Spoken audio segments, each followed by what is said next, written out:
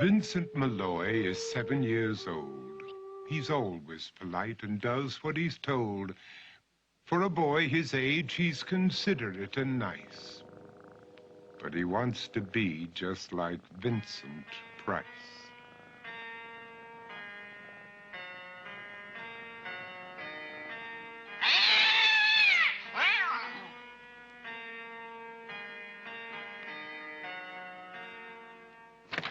He doesn't mind living with his sister, dog, and cats, though he'd rather share a home with spiders and bats.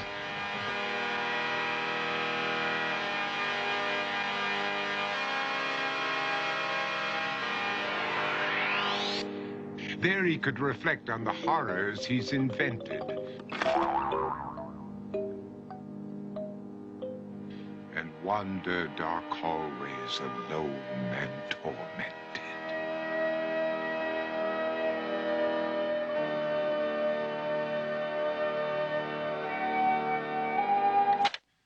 Vincent is nice when his aunt comes to see him, but imagines dipping her in wax for his wax museum.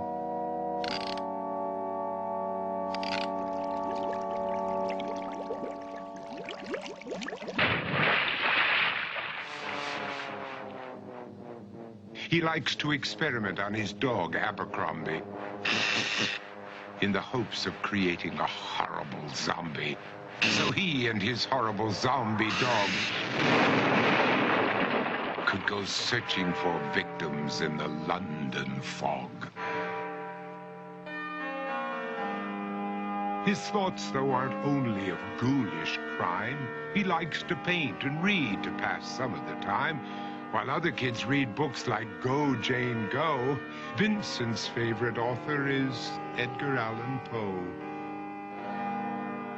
One night, while reading a gruesome tale, he read a passage that made him turn pale. Such horrible news he could not survive, for his beautiful wife had been buried alive.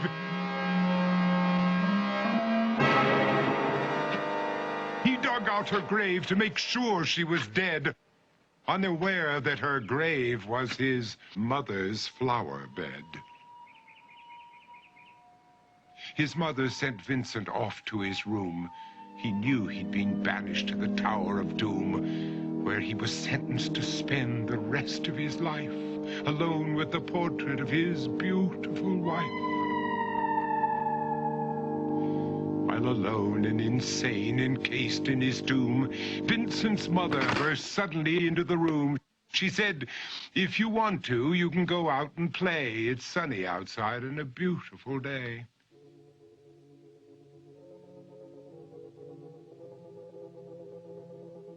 Vincent tried to talk, but he just couldn't speak. The years of isolation had made him quite weak. So he took out some paper and scrawled with a pen, "I am possessed by this house and can never leave it again."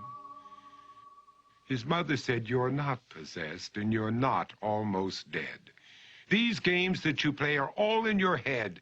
You're not Vincent Price, you're Vincent Malloy. You're not tormented or insane, you're just a young boy. You're 7 years old and you are my son. I want you to get outside and have some real fun." Her anger now spent, she walked out through the hall. And while Vincent backed slowly against the wall, the room started to sway, to shiver and creak. His horrid insanity had reached its peak. He saw Abercrombie, his zombie slave, and heard his wife call from beyond the grave. She spoke from her coffin and made ghoulish demands, while through cracking walls reached skeleton hands. Every horror in his life that had crept through his dreams swept his mad laughter to terrified screams. To escape the madness, he reached for the door, but fell limp and lifeless down on the floor. His voice was soft and very slow as he quoted The Raven from Edgar Allan Poe. "And my soul from out that shadow that lies floating on the floor shall be lifted nevermore.